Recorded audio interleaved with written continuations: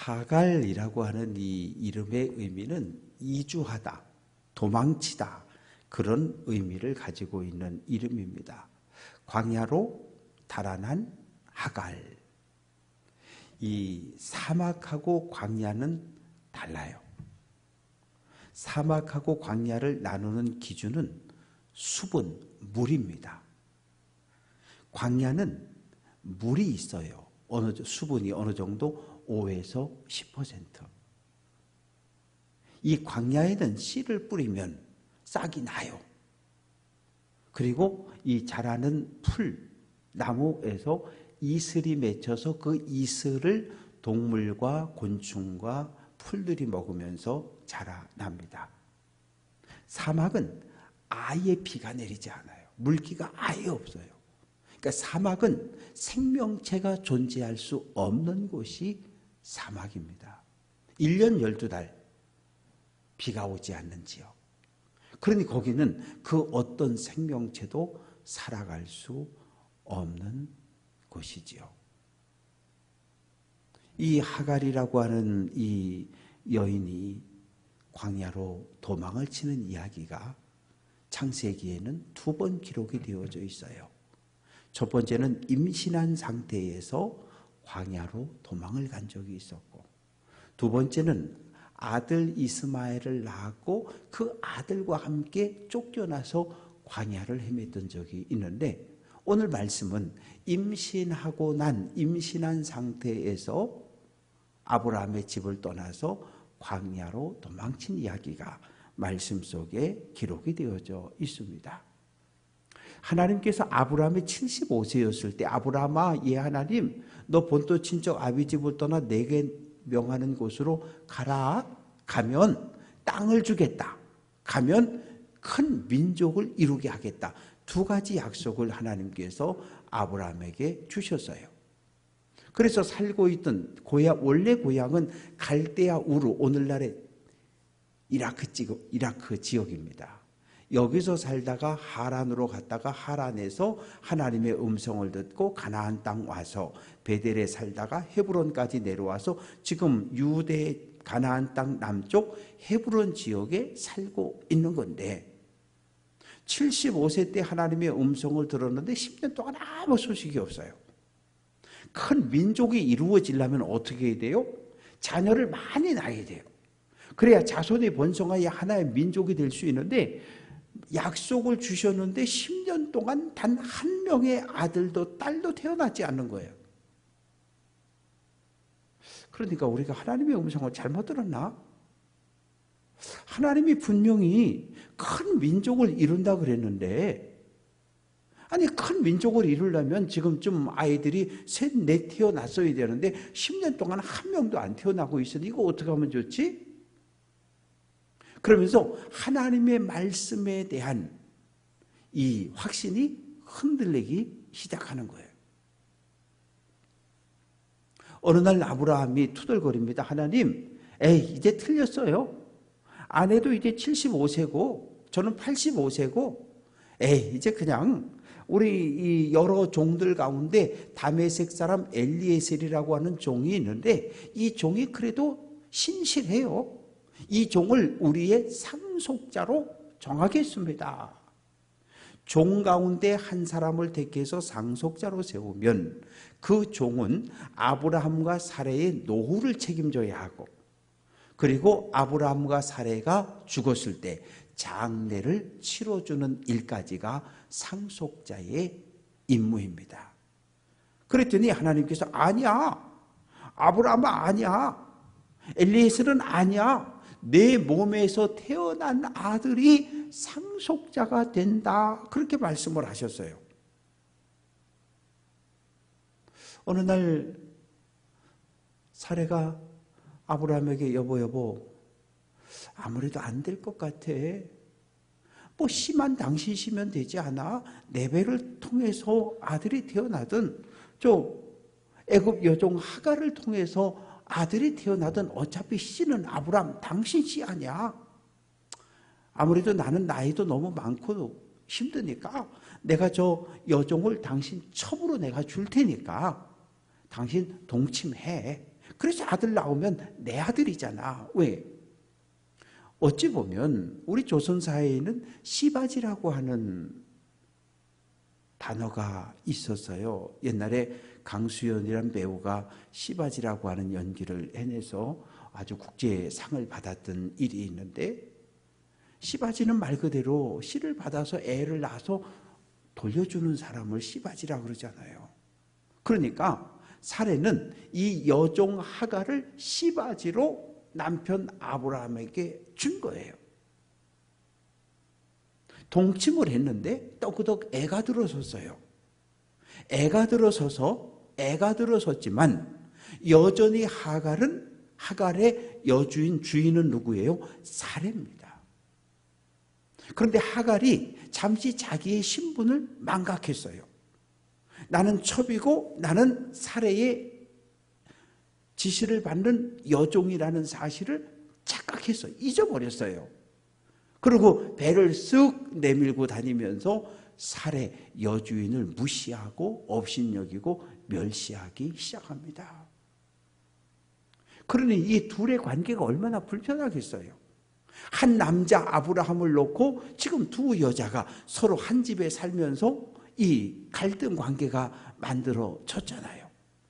우리의 가정도 이런 갈등 관계가 만들어질 수 있고요. 우리의 교회도, 믿음의 공동체, 사랑의 공동체도 이런 갈등 관계가 만들어질 수 있어요. 우리 교회는 그런 갈등 관계를 경험했고, 또 지금도 뭐 속회나 선교회나 성도들 가운데 서로 불편해서 그저 한 울타리 춘천제일교회라고 하는 공동체 안에 있기는 하지만 여전히 마음을 열지 못하고 인사를 하지 않고 받지도 않고 뭐 이러는 불편한 관계 속에 우리가 동거하며 지내고 있는 겁니다. 그래서 어느 날 사레와 아브라함이 대판 싸웠어요. 내가 저 하갈에게 이렇게 무시를 당하고 업신을 여기는 이거 다 당신 때문이야. 당신이 처신을 잘못해서 우리가 지금 이런 문제가 생겼다고 아브라함에게 그냥 바가지를 빡빡 긁어대는 거죠.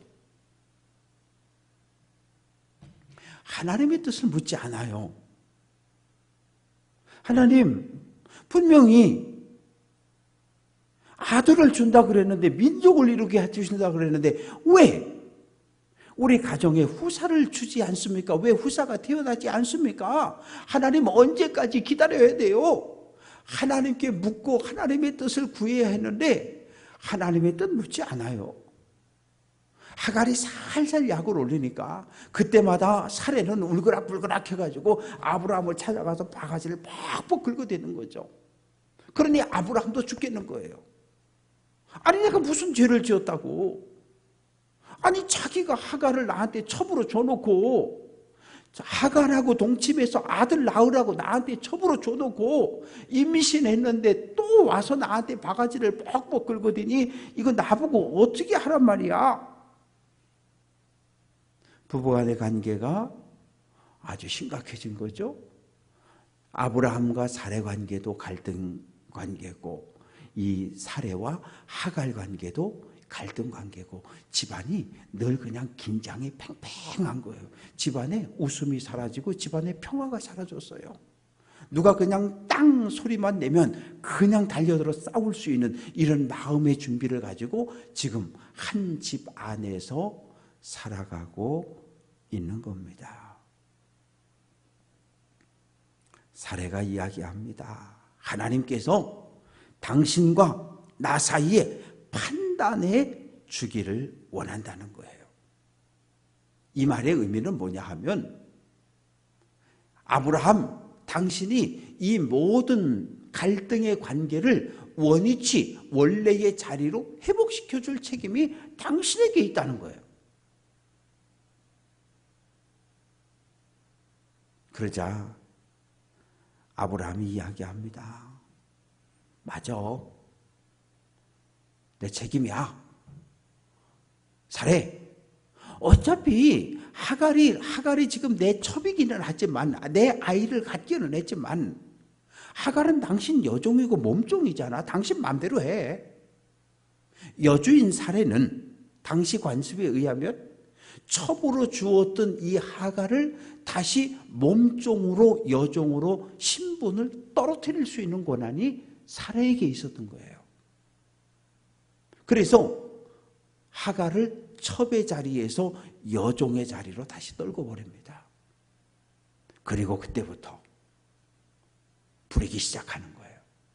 성경은 학대를 견디지 못했다 이랬는데 아브라함의 아기를 가졌으니까 뭐 몽둥이로 패거나 그러진 않았을 것 같아요. 아주 잠시도 쉬지 못하게 계속 일거리를 주었을 거예요. 방 닦아라, 마당 쓸어라, 뭐해라. 갑자기 첩이 되어서 다른 여종들의 섬김을 받다가 갑자기 다시 여종의 자리로 떨어져서 사라의 말에 복종하는 자리로 다시 내려간 거예요. 애굽이 고향입니다. 어려서 종이 되었고 지내오면서 산전수전 수많은 고난과 수많은 고통과 괴로움을 다 겪은 하갈이지만 더 이상은 견딜 수 없었던 거예요. 더 이상은 사례의 핍박을 견디지 못해서 도망을 치는 겁니다. 가출을 하는 거예요. 가출을 하는데 이 학대를 피해서 살겠다고 나왔는데 어디로 가요? 아브라함이 살고 있던 이 헤브론에서 고향 애굽으로 가려면 그 중간에 있는 광야의 이름이 술광야입니다. 이 수르광야를 걸어서 내려가야 애굽에 갈 수 있는데 어려서 끌려왔지요? 팔려왔지요? 언제 가본 적이 있어요? 그러니 광야를 이리저리 헤매고 다니는 거예요. 배는 불렀어요. 먹을 것도 이슬을 피할 장소도 없어요. 사례의 박해로부터 핍박으로부터 탄압으로부터 살겠다고 뛰쳐나왔는데 죽음이 기다리는 물도 없고 양식도 없고 사람이 살지 않는 광야로 도망을 갔더니 거기서 기다리는 건 배고픔과 굶주림 그리고 목마름과 죽음의 그림자가 하갈을 기다리고 있습니다. 참 살겠다고 도망을 쳤는데 살아보겠다고 어떻게든 살려고 도망을 쳤는데 이게 뭐 도대체 살아갈 방법을 없는 이런 상황입니다. 사람의 몸은 70% 피부터 시작해서 70%가 물입니다. 그래서 사람은 물을 마셔야 돼요. 사람의 몸에서 하루에 약 3리터 정도의 물이 빠져나갑니다. 대변, 소변, 그리고 땀, 눈물. 그래서 우리가 최소한 1.5리터에서 2리터 정도의 물을 하루에 마셔주어야 우리 몸이 평안을, 건강을, 안정을 지켜갈 수 있는 거예요. 1% 이상의 수분이 일시에 빠져나가게 되면 탈수, 어지럼, 무기력함, 그만큼 물이 필요합니다. 근데 광야에서는 샘을 찾기가 어려워요. 물을 찾기가 어렵습니다. 광야로 도망을 쳤는데 광야로 막상 도망을 쳐서 하갈의 지시와 하갈의 명령은 벗어났는데 육체적인 고통과 마음의 괴로움은 벗어났는데 광야로 왔더니 그래도 구박을 받아도 하루 밥 세 끼는 먹었는데 이리저리 끌려다니고 시련을 당해도 그저 들어가서 비를 피하고 편히 잠을 잘 수 있는 방은 한 칸 있었는데 이 광야에서는 아무것도 없는 거예요. 임신한 몸으로 그 무엇도 할 수 없는 기가 막힌 현실을 마주하게 됩니다. 그런데 참 놀라운 것은 하나님의 사자가 나타난 거예요. 이거 이상하지 않아요? 아니 뭐 아브라함 집에 살다가 도망쳤으면 광야에서 죽든지 말든지 그냥 내버려 두시지 하나님은 왜 여호와의 사자를 하갈에게 보내셨을까요? 하나님은 아브라함을 사랑하시지만, 하나님은 사레를 사랑하시지만, 하나님은 하나님의 형상을 가지고 있는 하갈도 사랑하셨던 거예요. 그래서 하나님의 일꾼 천사를 사람의 모습으로 보내서 이 하갈을 도와주셔요. 이 말씀을 오늘 우리에게 대입해 본다면 2000년 전 유대인들은 우리는 하나님의 선택받은 민족이고 우리만 하나님 믿고 천국 간다, 아니라는 거예요. 하나님의 형상을 가진 모든 민족, 모든 사람이 다 예수 믿고 천국 가는 것을, 구원 얻는 것을 하나님은 기대하신다는 거죠. 서현희 권사님이 북한 땅의 동포들을 위해서 기도했는데 분단되고 70년이 넘어가고 아마 우리 모두가 해마다 통일을 위해서 기도할 거예요. 통일을 위해서 기도합니다. 최소한 한 번, 두 번 이상은. 그러나 분단되고 70년이 넘어가지만 여전히 이 땅은 분단 상태로. 하나님, 북녘 땅에 살고 있는 사람들은 전부 빨갱이들이니까 그냥 다 죽여주세요. 그런 기도를 해본 적이 없어요. 하나님, 북녘 땅에 살고 있는 저 동포들, 저들에게도 자유가, 저들에게도 복음이 들려져서 저들도 예수 믿고 구원받는 놀라운 역사를 보게 해달라고. 남과 북이 뭐 오물을 보내고 삐라를 보내고 막 서로 이러고 싸우니까 오늘 새벽 기도 하는데 도르륵 하길래 또 뭔가 긴급 문자가 왔나 보다 그러고 내려가 봤더니 북한에서 오물 풍선 띄웠으니까 조심하라고 그렇게 문자들이 왔어요. 오늘 새벽에도.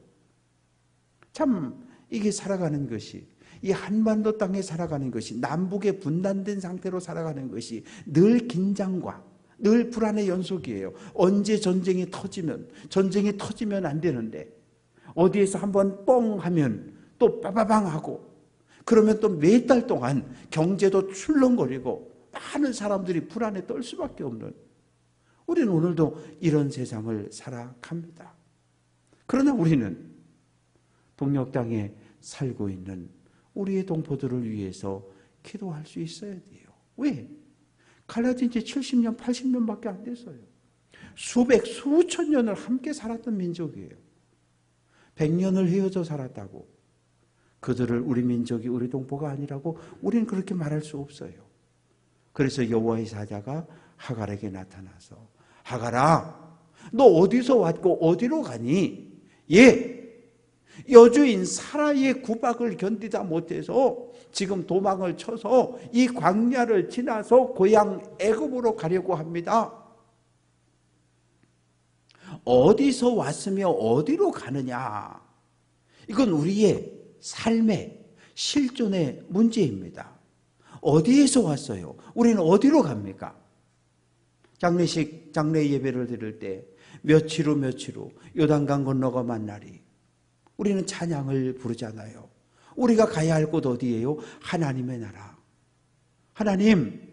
하나님께서 이 땅에 보내신 아목의 권사님의 영혼이 이 땅에서 80년의 삶을 다 누리고 오늘 하나님의 부름을 받았습니다. 하나님 하늘문 활짝 열어주시고 천군 천사 보내셔서 그 영혼을 고이하나 하나님의 나라에 안아주시고 들여주시고, 이 땅에서 질병과 고통과 자녀들로 인해서 괴로움과 아픔 속에 살았지만 하나님의 나라에서 평안을 누리며 안식하며, 이 땅에서 질병에 눌려서 고통당했지만 하나님의 품에선 건강한 삶을 예배하는 삶을 살아가게 해달라고 우리가 이렇게 기도하잖아요. 왜? 우리가 가야 할 곳은 딱 정해져 있어요.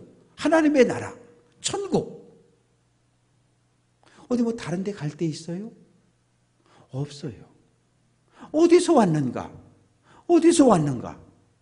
우리의 영혼은 하나님에게서 왔고 우리의 육체는 흙에서 왔고, 그러니 육체는 다시 흙으로 돌아가는 것이고 하나님께로부터 온 영혼은 다시 하나님의 나라 천국으로 들어가는 것. 내가 어디서 왔고 어디로 가야 하는지를 정확히 아는 사람은 오늘 하루를 신실하게 최선을 다해서 살아요. 그런데 에이 뭐 어디 가든지 뭐 죽으면 어디 가겠지. 아니요.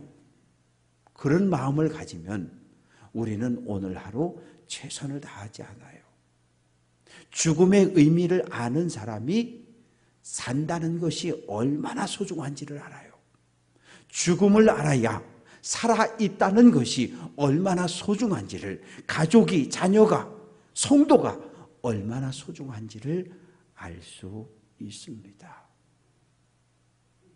하나님의 사자는 그래 하가라. 너 지금 길 잘못 들었어. 여기서 이쪽으로 그렇게 말하지 않아요. 두 가지 이야기를 합니다. 돌아가라. 히브리어 휘비는 발걸음을 돌이키라는 거예요.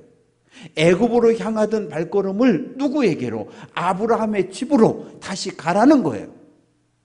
이제 겨우 사례의 학대와 탄압을 피해서 광야로 도망쳤는데 다시 그 집으로 들어가라는 거예요. 왜요? 도망친다고 문제가 해결되지 않아요. 당장 구박받지 않고 당장 학대를 피할 수 있고 힘든 일을 피할 수는 있지만 종의 신분이잖아요. 여주인 사례가 하갈, 너 어쨌든 우리 집안의 대를 이어줘서 고맙다. 너 이스마엘을 낳아주었으니까 너 참 고맙다. 너 저쪽에 밭 한 자락 떼서 줄 테니까 거기 가서 너 아들 이스마엘하고 잘 살아. 여종의 신분에서 자유인으로 풀어줄 때 진정한 자유를 얻는 거예요. 그래서 여호와의 사자는 돌아가라는 거예요. 돌아가서 사례의 권위에, 사례의 지시에, 사례의 명령에 복종하는 삶을 살아가라고 이야기합니다. 근데 뒤에 가보면 성경에 아브라함이 이스마엘을 살림을 뚝 떼어서 내줘요. 원래 이 종과 종이 낳은 아들을 내보낼 땐 둘 중에 하나예요. 유산을 포기해야 되는 거예요. 이 종의 신분에서 자유인의 신분만 주는 거지 모든 유산 상속을 포기해야 되는데 아브라함은 그렇게 매정한 사람이 아니었어요. 하갈과 이스마엘을 내보낼 때 살림을 뚝 떼어서 양도 주고 소도 주고 그렇게 해서 얼마든지 생활할 수 있도록 한 살림을 내서 내보내주면서 사례로부터 하갈, 너는 더 이상 내 여종이 아니다. 너는 자유인이다. 지금부터 자유롭게 살아라. 진정한 자유를 얻고 누리게 되었습니다. 목회를 하고 수많은 회의를 하고 어떨 때는 그 회의에 참석하는 것이 싫고 사람들과 만나서 대화하는 것이 싫고 제일 좋은 건 그 회의에 안 가는 거예요. 그 회의에 참석하지 않으면 그 보기 싫은 사람 안 봐도 되고 듣기 싫은 말 안 들어도 되고 그런데 문제는 하나도 해결되지 않아요. 어떤 문제가 생겼을 때 그 문제와 마주해서 싸워서 나가야지 대화하고 설득하고 그래서 적당한 선에서 대화를 하고 타협을 하고 밀고 땡기고 이러면서 하나씩 둘씩 문제를 풀어가야 그 뒤가 편안해요. 그건 오늘날도 마찬가지입니다. 여러분들 가정의 문제도 마찬가지잖아요. 사위도 있고 며느리도 있고 자녀들과의 관계도 마찬가지 아니에요? 자녀들과 관계가 불편하다고 해서 안 보고 온다 그러면 아이 나 약속 있어 그리고 자리를 피해버리고 그러면 그 관계는 계속 그 깨어진 관계로 불편한 관계로 계속 가는 거예요. 어떻게 해요? 마주해야죠. 아들하고 며느리하고 할 얘기 하는 거예요. 듣든지 말든지. 시어머니는 시어머니의 마음을 이야기하고 며느리는 며느리의 이야기를 하고 그러면 몰랐던 걸 알게 돼요. 아, 시어머님이 나를 저렇게 생각했는데 내가 시어머니를 오해했네. 아, 며느리가 나를 저렇게 생각하는데 내가 오해했나 보다. 마음을 조금씩 열면서 다가가는 거예요. 그냥 불편하다고 계속 피하고 엇나면 그 관계는 풀어지지 않아요. 하갈은 첫 번째 고난을 만났을 때 도망치는 방법을 택한 거예요. 그런데 하나님의 사자가 나타나서 돌아가라. 도망치지 말고 사라에게 돌아가라. 아브라함 집에 돌아가라. 그리고 명령에 순종해라. 결과 어떻게 됐어요? 이스마엘을 낳았잖아요. 아들을 낳아줬잖아요. 그리고 한 살엔 뚝 뛰어서 자유를 얻게 되었잖아요. 진정한 자유를 하갈은 누리게 되었습니다. 여호와의 사자는 하갈에게 하갈아, 너 가, 돌아가, 복종해. 그러면서 한 가지 위로의 말씀을 주셔요. 10절 여호와의 사자가 또 하갈에게 이르되 내가 내 씨를 크게 번성하여 그 수가 많아 셀 수 없게 하리라. 내 아들 이스마엘의 자손이 번성해서 한 민족을 이루게 하겠다. 이 약속을 누구에게? 하나님의 사자에게 들었으니 사레의 집으로 들어가는, 아브라함의 집으로 들어가는 하갈의 마음이 우울했을까요? 기쁘고 행복했을까요? 기쁘고 행복했어요. 왜? 설마 애기 가졌는데 죽이기 하겠어? 하나님이 나를 축복해 주시고 이 아이를 축복해 준다는데 하나의 민족을 이루게 한다는데 조금만 더 참자.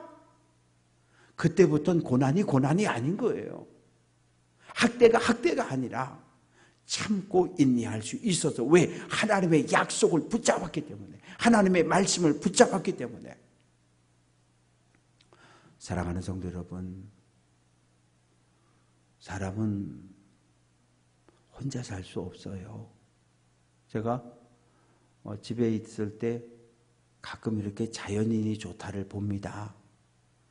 자연인에 등장하는 수많은 사람들, 왜 그 산속에 들어와서 혼자 살까? 그런데 이야기가 진행되면 스토리가 거의 비슷해요. 한때 잘 나갔는데 왕창 망했어요. 사업하다 부도가 났든지 친구한테 배신을 당했든지 그래가지고 마음에 큰 상처를 안고 병이 생겨서 더 이상 세상에서 사회에서 살 수 없어서 이제 마지막으로 산에 들어왔다가 건강을 회복하고 마음의 평안을 회복한 이야기가 거의 자연인이 좋다의 거의 주제입니다. 근데 어느 정도 좀 몸이 건강해지고 마음이 좀 회복되면 다시 사회로 가야 될 것 같은데, 어떤 분은 20년 넘도록 사는 분도 있고 혼자.